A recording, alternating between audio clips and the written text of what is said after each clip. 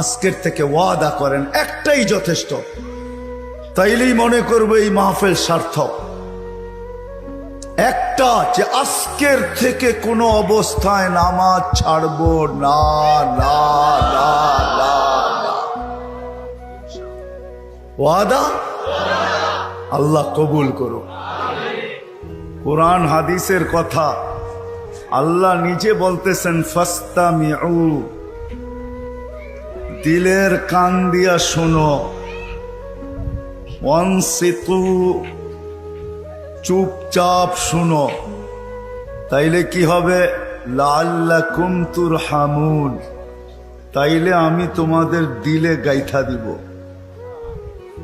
যখন দিলে গাঁদবে, দিলে যখন গাঁদবে দিলে, তখন আর কাগজে কলমে মানুষ হবে না।